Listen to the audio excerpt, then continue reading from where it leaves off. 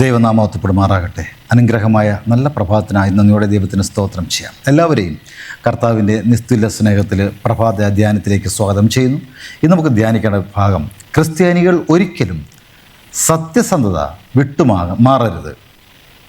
ലൂക്കോസിൻ്റെ സുവിശേഷം 16-ാം അധ്യായം 15-ാമത്തെ വാക്യത്തിൽ ഇങ്ങനെ പ്രതിപാദിക്കുന്നു: അവൻ അവരോട് പറഞ്ഞത്, നിങ്ങൾ നിങ്ങളെ തന്നെ മനുഷ്യരുടെ മുൻപാകെ നീതീകരിക്കുന്നവർ ആകുന്നു. മനുഷ്യരുടെ ഇടയിൽ ഉന്നതമായത് ദൈവത്തിൻ്റെ മുൻപാകെ അറപ്പത്രേ. പ്രിയ സഹോദരങ്ങളെ, നാം ഈ വചനവുമായി നമ്മുടെ ജീവിതത്തെ, നമ്മുടെ ചിന്തകളെ ഒന്ന് തുലനം ചെയ്യുന്നത് വളരെ അനുഗ്രഹമായിരിക്കും. എപ്പോഴെങ്കിലും നിങ്ങൾ മറ്റുള്ള മുൻപേ നിങ്ങളെ തന്നെ ഉയർത്തി, നിങ്ങൾ നല്ലവരാകുന്നു, നിങ്ങൾ സത്യസന്ധരാകുന്നു, നിങ്ങൾ നീതിമാന്മാരാകുന്നു എന്ന് പ്രകീർത്തിച്ചിട്ടുണ്ടോ? അങ്ങനെ ഉണ്ടെങ്കിൽ അത് ദൈവസന്നിധിയിൽ നിന്ദ്യമാകുന്നു എന്ന് ദൈവത്തിൻ്റെ വചനം ഓർപ്പെടുന്നു. നമുക്ക് പുകഴ്ചയ്ക്കായി ദൈവിക സ്നേഹവും ദൈവകൃപയും ദൈവവുമല്ലാതെ ഒന്നുമില്ല എന്ന വസ്തുത മറന്നു പോകരുത്. ജീവിതത്തിൻ്റെ എല്ലാ വിശദാംശങ്ങളിലും സത്യസന്ധത കർശനമായി സൂക്ഷിക്കേണ്ടതുണ്ട്.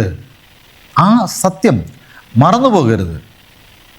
നമ്മുടെ ലോകം നിയന്ത്രിക്കുന്നത് അസത്യവും അധർമ്മവും വഞ്ചനയും കള്ളവും നിറഞ്ഞതായ പീഡകനായിരിക്കുന്നതായ സാത്താൻ്റെ നിയന്ത്രണത്തിലാകുന്നു. ഇവിടുത്തെ യജമാനൻ അല്ലെങ്കിൽ നായകൻ സാത്താനാകുന്നു. അവൻ്റെ അനുയായികൾ അല്ലെങ്കിൽ പ്രജകൾ അവനെ അനുകരിക്കുന്നു, അവനെ അനുസരിക്കുന്നുണ്ട്. എന്നാൽ നമ്മുടെ യജമാനൻ, നമ്മുടെ നായകൻ അതല്ല. ഒരു ക്രിസ്തീയ പൈതൽ വ്യത്യസ്തനായിരിക്കണം അവൻ്റെ ജീവിതത്തിൻ്റെതായ ഓരോ അവസ്ഥകളിലും. കാരണം അവൻ്റെ ഇടയൻ, അവൻ്റെ യജമാനൻ നല്ലിടനായ കർത്താവായ യേശു ആകുന്നു. ആ യജമാനൻ്റെ ശബ്ദം കേട്ട്, ആ യജമാനൻ്റെ വാക്ക് കേട്ട് ജീവിക്കാത്രേ നമ്മിൽ ദൈവം പ്രത്യാശിക്കുന്നത്. സ്വാർത്ഥ താല്പര്യങ്ങൾ ഉപേക്ഷിച്ച് സ്വയം പുകഴ്ത്താതെ താഴ്മയുടെയും വിനയത്തിൻ്റെയും അനുഭവത്തിലുള്ള മക്കളായി ഏതൊരവസ്ഥയിലും ഏതു സാഹചര്യങ്ങളിലും സത്യസന്ധതയോടുകൂടെ നിൽക്കുന്നവർ ആയിരിക്കണം.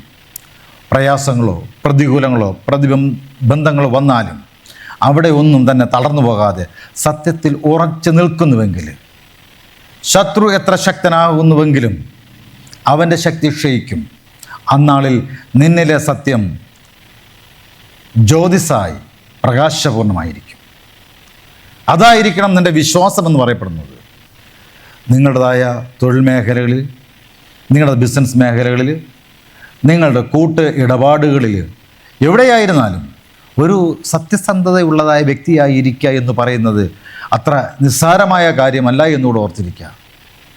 ഈ പാപങ്കലമായ ലോകത്ത് സാത്താൻ്റെ കോട്ടയ്ക്കുള്ളിൽ അവനോട് പൊരുതി സത്യസന്ധത നിലനിൽക്കുക എന്ന് പറയുന്നത് അത് ദൈവത്തിൻ്റെ കരങ്ങളിലൂടെ മാത്രം നിങ്ങൾക്ക് സാധ്യമാകുന്ന കാര്യമാണ്. അതിനെ പരിപാലിച്ച് നിലനിർത്തേണ്ടതും നിങ്ങളുടെ വായല്ല മറ്റൊരുത്തൻ്റെ വായ് നിങ്ങളെക്കുറിച്ച് നല്ലത് പറയിപ്പിക്കുന്നതും നിങ്ങളുടേതായ സമർപ്പണം തന്നെയായിരിക്കുന്നു. ഒരു സമ്പൂർണ്ണ വിശ്വാസമുള്ളതായ പൈതലായിരിക്കുക. ദൈവസന്നിധിയിൽ നിങ്ങൾ വിശ്വസ്തരായിരിക്കാം. നമ്മുടെ രക്ഷകൻ നമ്മുടെ ഓരോ പ്രവർത്തനങ്ങളും കാണുന്നുണ്ട്. ഒരുപക്ഷെ ലോകം നിങ്ങളെ തള്ളിക്കളഞ്ഞാലും ചേർത്തണയ്ക്കുന്നതായ ഒരു കരം നമ്മുടെ കൂടെ ഉണ്ട്.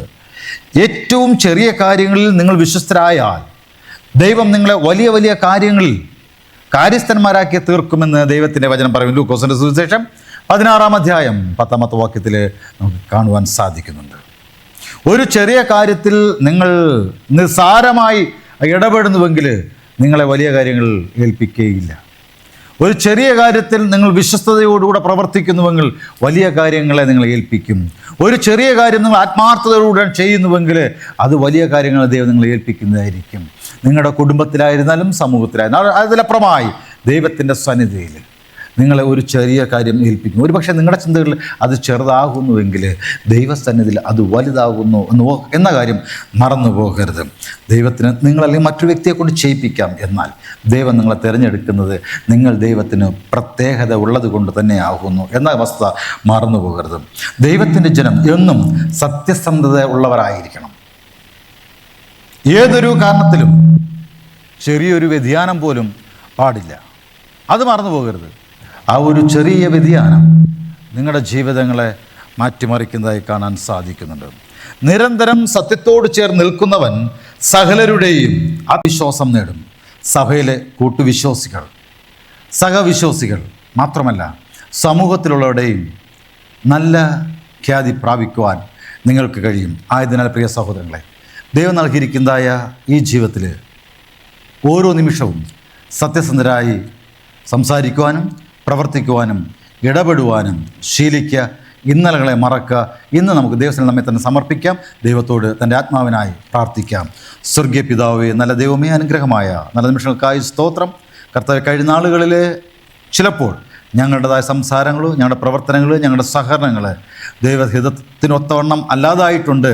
ദൈവമേ, സത്യത്തിനും നീതിക്കും നിരക്കാത്തതായി സംഭവിച്ചിട്ടുണ്ടെങ്കിൽ കർത്താവെ അവിടുന്ന് ക്ഷമിക്കുമാറാക്കണം പ്രാർത്ഥിക്കുന്നു. ഇനിയുള്ള നാളുകളിൽ സത്യസന്ധരായി കർത്താവിൻ്റെ നല്ല പൈതങ്ങളായി ജീവിക്കുവാൻ അവിടുത്തെ ആത്മാവിനാൽ ഞങ്ങളെ ശക്തീകരിക്കണം. അവിടുത്തെ ആത്മാവിനെ ഞങ്ങളെ പരിപാലിക്കണം.